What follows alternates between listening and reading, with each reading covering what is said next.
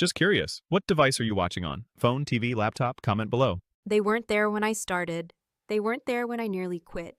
And they certainly weren't there the night the world finally noticed I was no longer the invisible one they'd spent years training me to be. I remember standing under those stage lights, the weight of my own heartbeat thudding behind my ribs, the silence before the applause so sharp it could have cut me in two.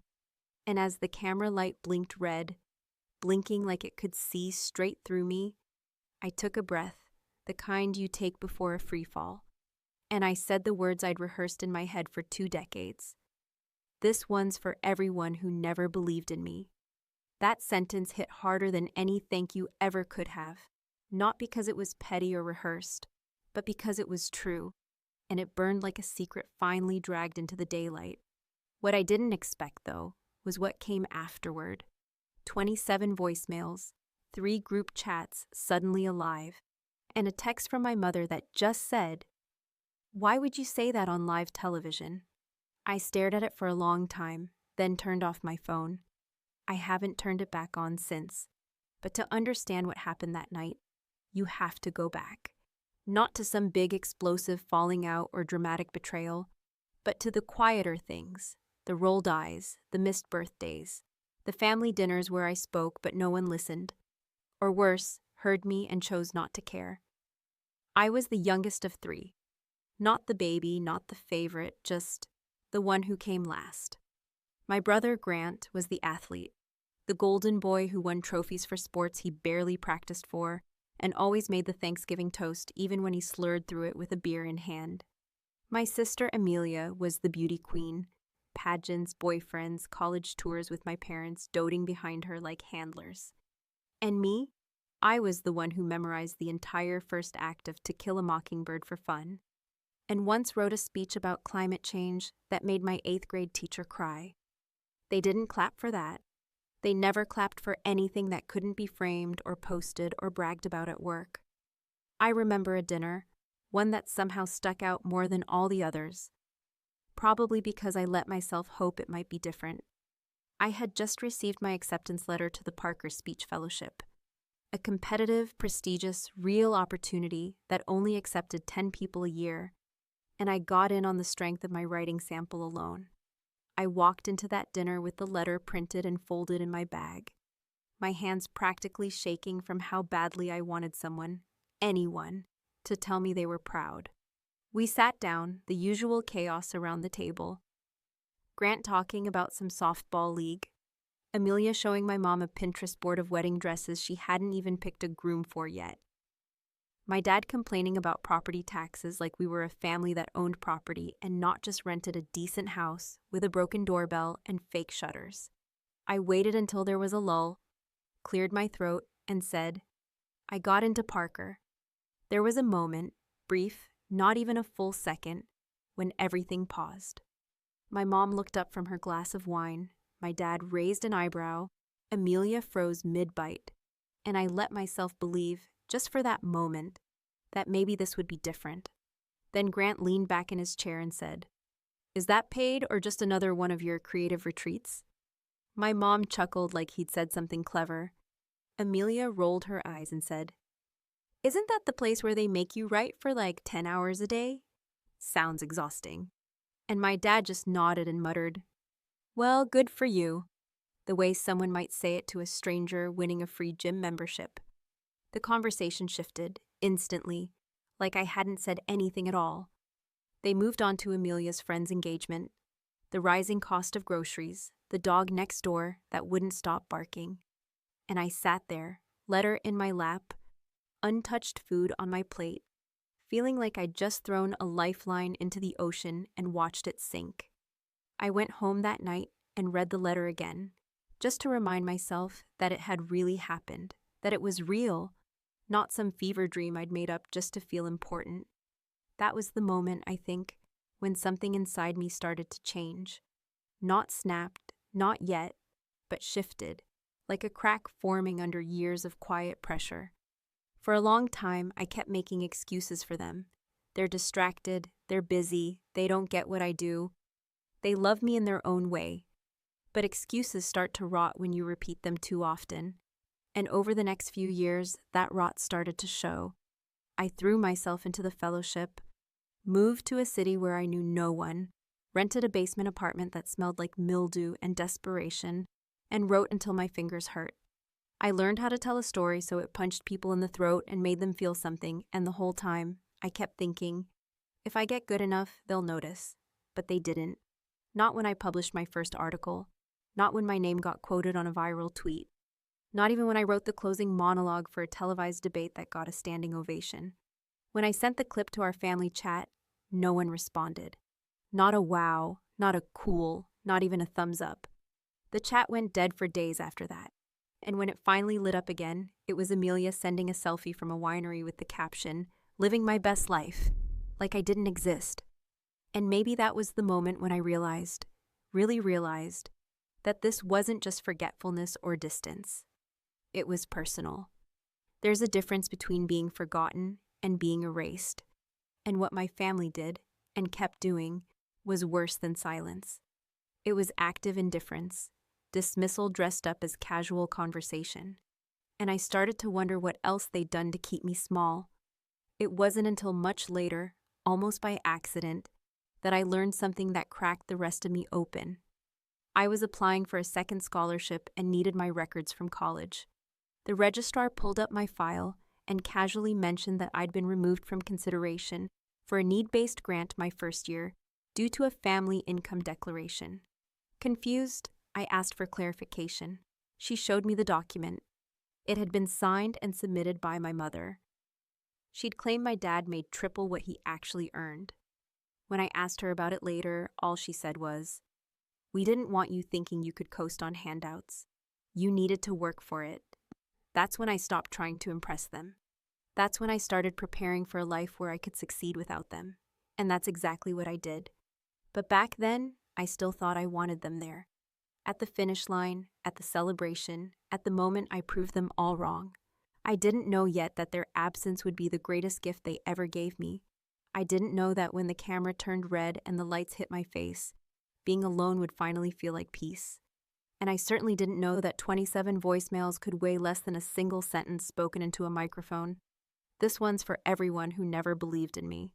There comes a moment, not a loud or violent moment, but a quiet one, the kind that slips in unnoticed like a draft through a cracked window, when you realize you are not like the people who raised you, not in the way they talk or think or celebrate, not in the way they process the world, and certainly not in the way they measure success. And for me, that moment came not during some screaming match or dramatic exit, but at a family wedding of all places, surrounded by floral arrangements that probably cost more than my monthly rent, and conversations so shallow they barely made ripples on the surface of my patience. It was my cousin Rebecca's wedding. A lavish, open-bar affair with hand-painted signs that said things like, "Forever starts today," and a string quartet playing a slowed-down version of a Taylor Swift song that made me laugh under my breath until I realized no one else found the irony amusing. I wasn't seated with family, of course.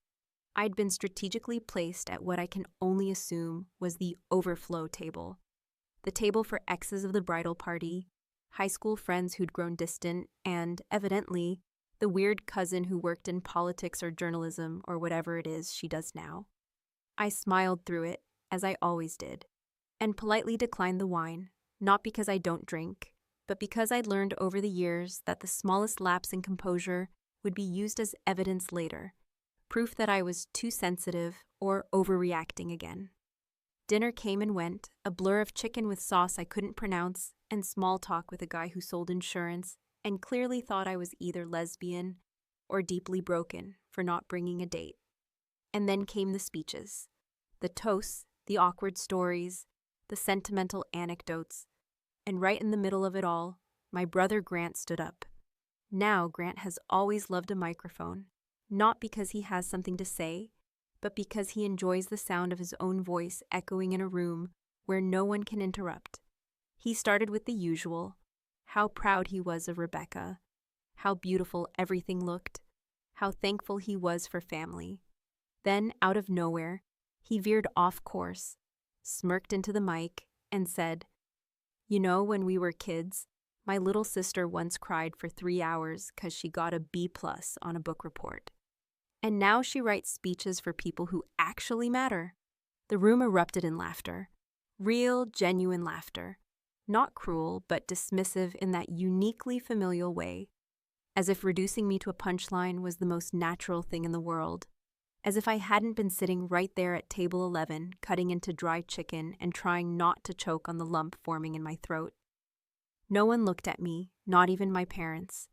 My mother dabbed at the corners of her eyes like Grant had said something deeply moving, and my father raised his glass, nodded with approval, and didn't so much as glance in my direction. And in that moment, something inside me didn't break, because it had already broken long ago, but shifted into something harder, something colder, something that had finally decided it had had enough. I stood up, not abruptly, not dramatically, just firmly, placed my napkin on the table and walked out. No one followed. No one texted. No one even looked confused. They just went on laughing, drinking, clinking glasses, like I'd been nothing more than background noise the whole time, like I'd never even been there to begin with. Back in my car, I sat in silence, watching the moonlight scatter across the windshield. My fingers clenched so tightly around the steering wheel, I could feel the bones strain against my skin. I didn't cry, not because I wasn't hurt, I was, but because I was tired of giving them the satisfaction of my reaction, tired of letting them live rent-free in the part of me that still wanted their approval. And in that silence, with the engine off and the music dead, and the echoes of laughter still ricocheting inside my head, I made a decision I should have made years ago. When I got home, I opened the family group chat, a digital relic of birthday photos, passive-aggressive updates, and unsolicited political memes, and I didn't announce my exit, didn't explain or justify or threaten. I just deleted myself, removed my name, blocked notifications, closed the door, and the most deafening part, not a single person messaged to ask why. Not my mother, not my father, not even Amelia, who usually had her claws sunk into every social exchange like it was a power struggle she needed to win. Nothing, just silence. Like I had finally become what they always treated me as, invisible. But invisibility, it turns out, is freeing. Without their commentary in my ear, without their eyes watching for mistakes, without their constant measuring tape of who I should be and why I wasn't enough, I started to breathe differently. I started writing more, not for them, not for approval, but for the sheer joy of expression. I began taking meetings, pitching ideas, landing clients who didn't care who my family was or what my brother thought was funny in a speech. I wrote things that changed people's minds. I crafted narratives that shifted the course of conversations.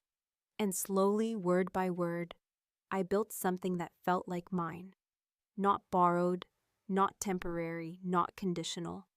Of course, there were moments when I wondered if they'd notice, if anyone would send a message or ask where I'd gone or say they missed me. But the truth is, I think they liked it better this way. I think my absence made their world easier. No awkward reminders of the child they didn't understand. No need to defend or confront or question their own behavior. Just silence. Clean, simple, unbothered silence. Until one day that silence cracked. Not with an apology or an invitation or even a question, but with a forwarded link from Amelia. A national debate clip, my words spoken by someone famous. The kind of moment people build careers on. She didn't say anything, just the link, no context, no congratulations. I didn't respond. I never responded. And yet, that was the first time I realized. They were watching. They had always been watching. They just never wanted me to know. Because knowing would mean power. And they liked me small. They liked me quiet. They liked me invisible. But that version of me was gone now. And they had no idea what was coming. Success never announces itself the way you think it will. There are no trumpets, no banners, no parades, or perfectly timed applause that signals to the world that you've finally made it, that you've clawed your way out of the hollow space where other people's expectations used to cage you in. Instead, it creeps in quietly, woven into long nights spent alone, in front of a blinking cursor, into mornings that begin with rejections and end with breakthroughs so fragile you almost miss them. It builds slowly, word by word, call by call, moment by moment, until one day, without warning, someone important says your name with respect instead of confusion, and suddenly the room shifts. Not just the room you're standing in, but every room you'll ever enter from that point on. That shift happened for me on a rainy Thursday afternoon, sitting in a conference room with too bright lighting and a table full of people who looked far more polished and far less anxious than I felt. As my manager, a sharp-eyed woman named Delia, who could dismantle a bad pitch in 3 sentences or less, slid a folder across the table and said, without any build-up, "They want you to take the mic this time." I didn't respond right away because I wasn't entirely sure I'd heard her correctly, and for a split second, I felt like the version of me who used to sit at her family's kitchen table, hands folded neatly in her lap, waiting for someone to tell her it was okay to speak. But Delia didn't repeat herself, didn't soften the moment, didn't ask if I was ready. She just looked at me like I was already capable, like the offer wasn't a test or a favor, but a natural result of what I'd done to earn it. That's how I found out I'd be delivering the closing keynote at the annual Summit for American Political Communications. A mouthful of a title, yes, but more importantly, an event that was not only televised nationally, but attended by nearly every major figure in my field, including some of the very people I'd quietly ghost-written for in the past. People who had built reputations on words that came out of my hands. The first thing I did naturally was call my mother. I didn't even let it ring more than twice before hanging up, because some part of me, a very old, very bruised part, already knew how the conversation would go, and I wasn't ready to hear the flatness in her voice just yet. So instead I texted. I kept it simple, factual, restrained. "I'm giving the final speech at the APC Summit. It's kind of a big deal. Televised. Friday night." It took her 6 hours to respond. When she finally did, her reply was 4 words long. "That's nice. Good luck." No exclamation point, no call, no follow-up, no mention of watching it or telling the others or asking what I'd be wearing or even pretending to care about the years of grit and loneliness that had led me to that stage. Later that night, I got a text from my sister, though not directly. She posted on her Instagram story a photo of a cocktail, a pair of heels, and the caption, "Girls' Night, Boring Speeches." And I couldn't decide if it was a coincidence or a direct response to my message. It didn't really matter. The outcome was the same. They weren't coming. I told myself it was fine, that I didn't need them, that this moment belonged to me and me alone. But if I'm being honest, and I'm trying to be, there was still a part of me, deep down, that hoped they'd surprise me, that maybe they'd show up, unannounced, sitting quietly in the back, not for attention or credit, but just to say, without words, "We were wrong about you." The night before the summit, I checked into the hotel, a sleek, modern place with too much chrome and not enough warmth, the kind of place that looked like it was designed to impress, but not to comfort. I rode the elevator to the top floor, where they'd given me a suite, and when I stepped inside, there was a chilled bottle of champagne waiting in a silver bucket, a card tucked under the ribbon that said, "Your name deserves to be known." I stood there for a long time, holding that card, thinking about all the years I'd spent chasing validation from people who couldn't even spell validation without turning it into a competition, and for the first time, I let myself consider the possibility that maybe the recognition I was searching for had been misplaced all along. The next morning, I woke up early, my stomach in knots, my brain rehearsing every word of the speech like a song I couldn't afford to forget. I skipped breakfast, stared at the skyline for an hour, and then finally opened my phone. Not to check the time or review my notes, but to see if anyone had texted. There was nothing, not a single message from my parents.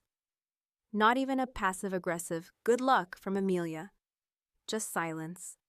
And somehow, that silence said more than words ever could.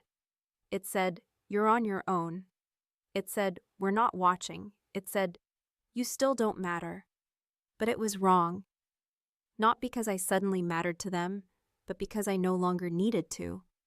And that difference and that shift in what I was waiting for was everything. I got dressed slowly, deliberately, a dark navy suit with clean lines, a silver pin my mentor had given me when I first got the job, and a pair of heels that made me feel like I could command a room even if my voice shook. I walked backstage with my head high, my notes in one hand, and a tiny, almost imperceptible ache in my chest that I refused to acknowledge.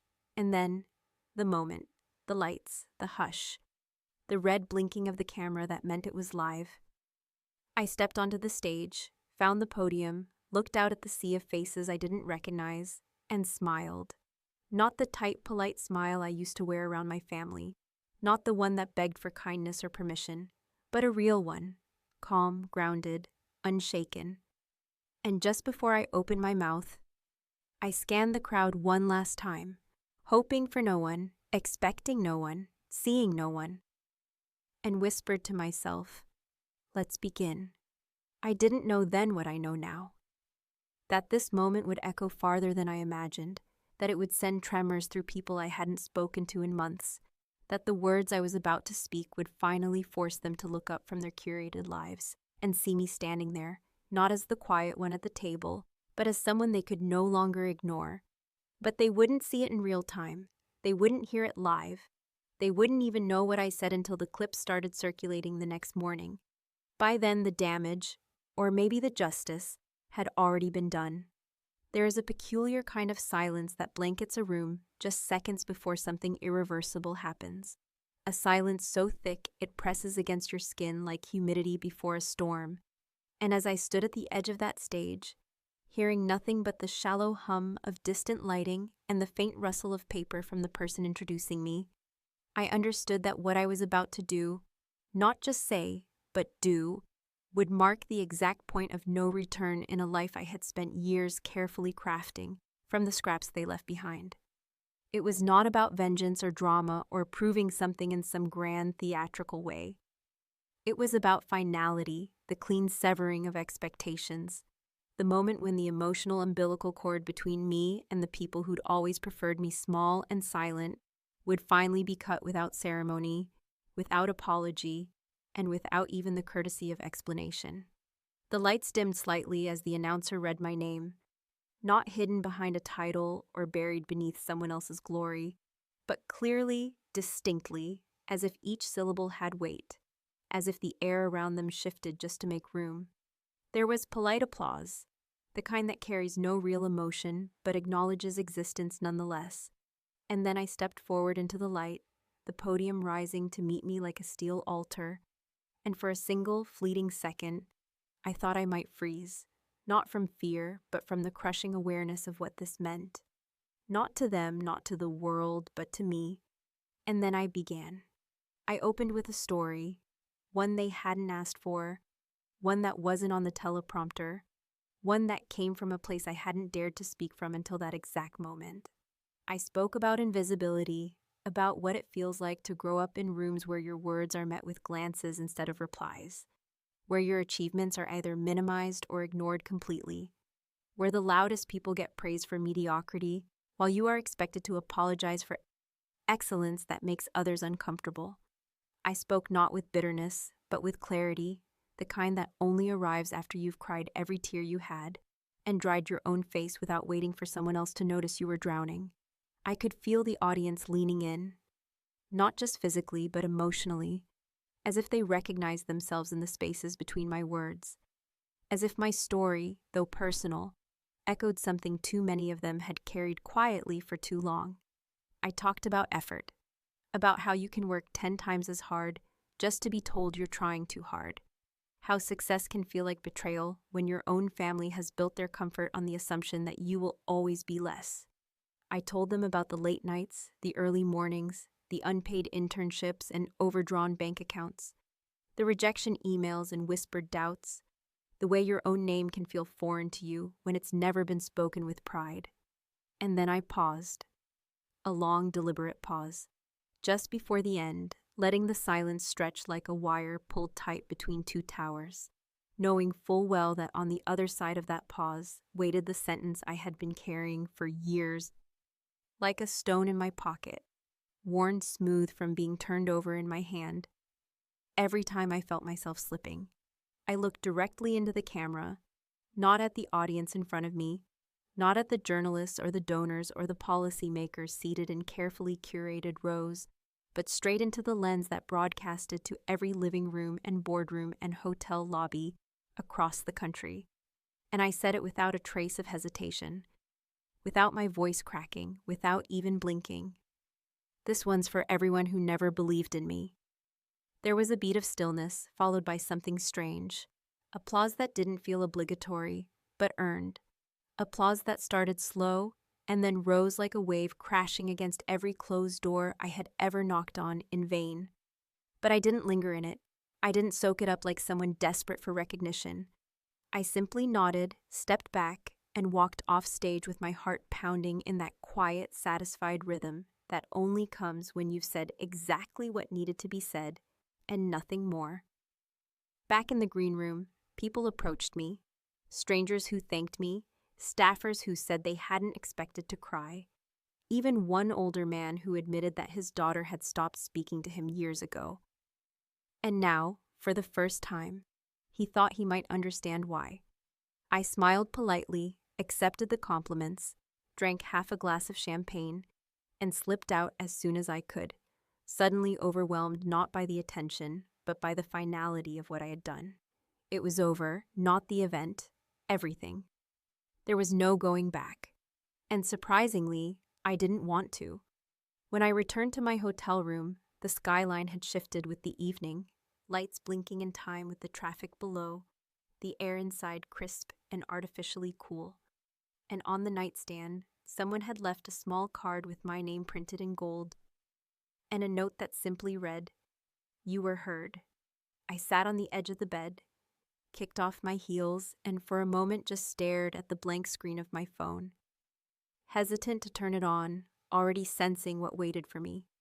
When I finally pressed the button and watched the screen light up, it was like opening a floodgate. 27 missed calls, 4 voicemails from my mother, 2 from my father, an unreadable chain of texts from Amelia. All of them time-stamped within the last 2 hours. All of them variations of "we saw it. Why didn't you tell us what you were going to say?" And "call us." The group chat, long dormant, was suddenly alive with frantic messages, some angry, some confused, some pretending they had always believed in me. I didn't reply to any of them. I didn't even listen to the voicemails. I just sat there, letting the notifications keep coming, letting the screen buzz with their delayed awareness, and all I could think was how much lighter I felt now. That their voices no longer weighed anything at all. That night, I slept deeper than I had in years, not because everything was perfect or resolved or wrapped in some neat little arc, but because I had finally spoken my truth into a room full of people who didn't need to love me to respect me. And somewhere in the middle of the night, when I woke briefly to the soft sound of a message pinging through, just one more drop in the ocean of belated concern, I smiled to myself, turned the phone face down, and went back to sleep. They had finally noticed, and it was already too late. There is a strange sort of quiet that descends not after the chaos, but in the lull between realization and reaction. A kind of sterile, artificial peace that feels less like calm and more like standing in the aftermath of an explosion, where the debris hasn't fully landed yet. But you already know the landscape will never be the same again. That was the feeling that settled over me in the days following the ceremony. Not relief, not triumph, not even anger, but a numb, echoing stillness that stretched out across every hour I spent alone in my apartment, every sip of coffee gone cold in my hand, every night where sleep came too easily and dreams refused to follow. I didn't play a single voicemail, not because I didn't care what they had to say, but because I already knew what they sounded like, because I had spent most of my life listening to their voices layered with condescension, obligation, or performative affection, and I wasn't curious enough to confirm what I had already memorized through repetition. I imagined it anyway. My mother's voice slightly brittle, trying to sound hurt instead of guilty. Maybe beginning with, "I just don't understand why you would say that," and ending with something about how she did her best. My father, predictably, would have left a short message, probably laced with passive disapproval. Something vague like, "That wasn't necessary," or "You made us look bad," as if the real injury wasn't that I had spoken my truth, but that others had finally heard it. And Amelia, Paul, I pictured her messages not as apologies, but as attempts to reframe the narrative, accusing me of being dramatic, of embarrassing the family, of dragging personal stuff into something professional, because people like her can only understand stories where they are either the victim or the hero. I sat with my phone in my hand, more times than I could count, thumb hovering over the first voicemail, eyes fixed on the timestamp, knowing exactly when each of them had decided I was worth contacting. Not during the years I was struggling, not when I called home from my tiny dorm room just to hear someone say they believed in me, not when I emailed them a link to my first publication and waited 2 days for a response that never came, but only after the camera had turned red, after the world had listened, after the applause had rung out loud enough for even the most willfully blind to notice. There's something cruel about that kind of timing. Something so precisely calculated in its selfishness that it makes you question whether love was ever part of the equation or if it was always a transaction, where their pride in you only kicks in once you become marketable, presentable, postable. I didn't go back to work immediately. I told Delia I needed a few days, and she, in the quiet, no-nonsense way that had become her signature, simply said, "You earned it." I spent those days walking through the city without purpose, letting myself drift past storefronts and coffee shops and newspaper stands with my face on the front page, my quote printed in bold above it, and I felt nothing, not pride, not regret, just the disorienting sense that I had become a character in someone else's movie, and I didn't quite know whether I liked the role or resented it. The voicemails stayed unread, the group chat remained unopened. Eventually, I deleted it altogether, not in a fit of rage, not to make a statement, but in the same way you might finally throw out a dead plant that's been sitting on your windowsill for months, long after you stopped watering it, because pretending it could still come back was only making your space uglier. I didn't announce it, I didn't block them. I just removed myself from the loop. I let them say whatever they needed to say, but I refused to be the one who gave those words weight anymore. I thought I would feel free. I didn't. What I felt instead was heavier, not in a painful way, but in the way a person feels after finally putting down something they've been carrying for far too long, when your arms are so used to the burden that letting go feels unnatural, almost wrong. I didn't miss them. I missed the idea of them, the version of a family I'd invented to survive the one I had, the dream of what it would have been like to be seen, truly seen, not as a reflection of their expectations, but as a person in her own right. There was one moment, late at night, a Tuesday, I think, where I almost pressed play. I'd just gotten back from a small panel event, something quiet and intimate, the kind of room I liked best, where the applause felt less like a performance and more like a shared secret. I sat in bed, still dressed, hair still pinned, heels abandoned by the door, and stared at my phone as the screen lit up one final time. One voicemail, the oldest one, had been from my father. I could tell by the way it was labeled. I hovered over it, thumb twitching, heart strangely loud in my chest. I didn't press play, not because I was afraid of what he might say, but because I finally understood it didn't matter, not anymore. What I needed from them, the apology, the recognition, the redemption, I had given to myself on that stage, under those lights, in front of a crowd that had never met me, but still saw me more clearly than the people who shared my blood. The next morning, I changed my number, not out of spite, not out of anger, out of peace. I wrote a new speech that week, not for an audience, not for a client, but for myself. I wrote it in the quiet of a sunny afternoon, windows open, coffee growing cold on the table beside me, and every word felt like exhaling after holding my breath for years. It wasn't angry, it wasn't sad, it was honest. And when I finished, I read it aloud once, not to anyone else, not into a microphone, but just to myself. I don't know if they're still trying to reach me. I don't know if they ever truly meant to listen, but I do know this. The girl who once begged to be noticed is gone. And in her place stands a woman who finally understands that not every voicemail deserves an answer. Not every silence needs to be filled. And not every absence is a loss.